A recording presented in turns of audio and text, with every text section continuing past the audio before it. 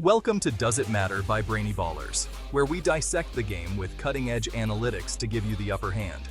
We analyze everything from hand sizes to average depth of targets to uncover hidden trends that no one else sees. Say goodbye to guesswork and hello to data-driven domination. Because here at Brainy Ballers, we don't just watch the game, we understand it. So get ready, it's podcast time. Okay, so when we talk about college wide receivers heading to the NFL, everyone gets excited about, the 40 time, the vertical jump. But what really signals future stardom? Is it just that raw athletic talent? Or maybe are there some less obvious stats, maybe hidden indicators that actually do a better job predicting who succeeds? Today, we're diving into exactly that. It's based on this really interesting 73-part series called Does It Matter? And we're zeroing in on one question. Can a college receiver's drop rate info predict how they'll produce in fantasy football, especially in PPR leagues, right, where catches are king? Our goal here is pretty simple.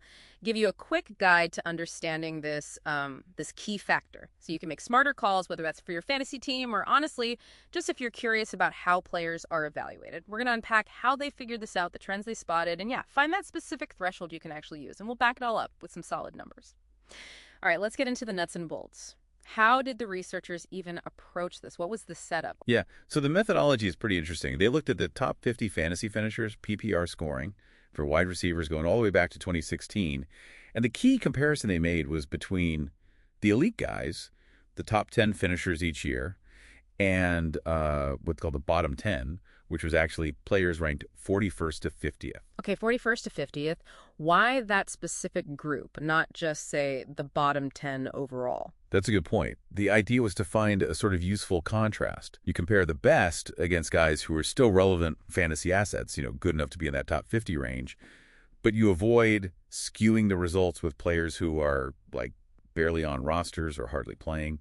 It gives a clearer picture of high versus, let's say, lower-end starting production. Gotcha. So it sharpens the comparison. Makes sense. And all the drop rate info came from their college days. Exactly. All career college drop rates pulled from PFF Pro Football Focus. They've got all that granular data. Right. So, okay, they've got the data. They've got the comparison groups. What did they find? Was there a clear pattern?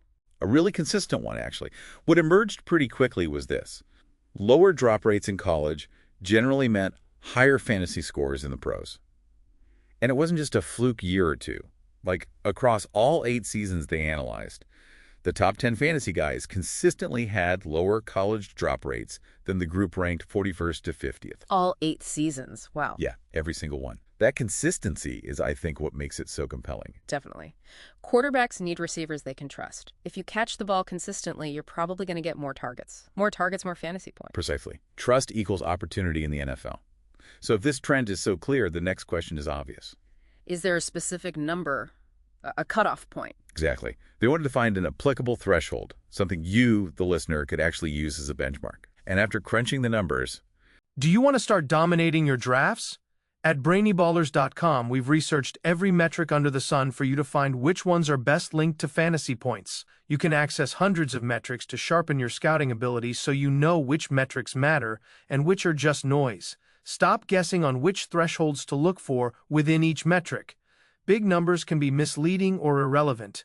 Our Ultimate Athlete Blueprints reveal essential scouting metrics, their importance, and benchmarks within each metric that help predict a player's probability of being a success or bust. Elevate your scouting ability with Brainy Ballers Ultimate Athlete Blueprints today. Click the link in the description. Now back to the show. They landed on 7.5% or below for the college career drop rate.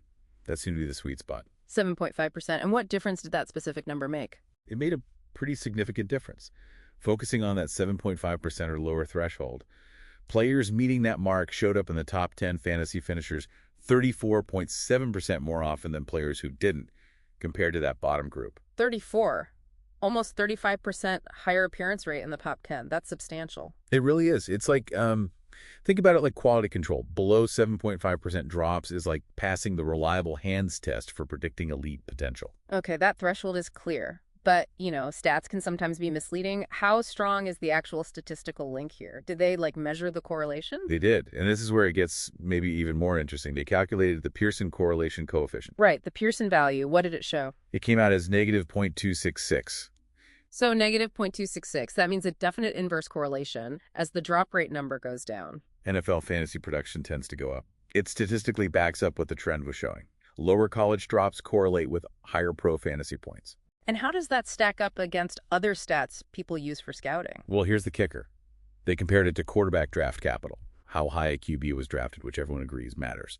The Pearson value for QB draft capital predicting fantasy success was negative 0.219. Wait, so the correlation for receiver drop rate, negative 0.266, is stronger than the correlation for QB draft capital, negative 0.219. Yep. According to this analysis, that college drop rate is, statistically speaking, a slightly more powerful inverse predictor for receiver fantasy success than draft position is for quarterbacks, which is kind of wild when you think about how much focus draft position gets. That is surprising. Okay, let's wrap this up. What's the big takeaway for everyone listening? It seems pretty clear from this deep dive. A wide receiver's college drop rate isn't just fluff. Specifically, hitting that 7.5% or below mark looks like a genuinely powerful benchmark for predicting future NFL fantasy production. And it's backed by some pretty solid stats.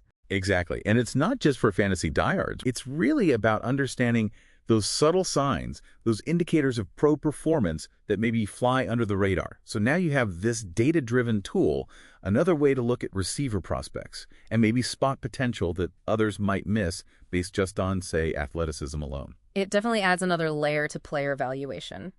Which leads to a final thought. If this relatively simple stat, drop rate, holds this much predictive power for receivers, what other overlooked, maybe granular college stats might be hiding similar predictive secrets for other positions, like offensive linemen maybe, or defensive backs? How much could we transform how we scout talent, or even just appreciate the game if we started digging deeper into these less obvious numbers across the board? Something to think about.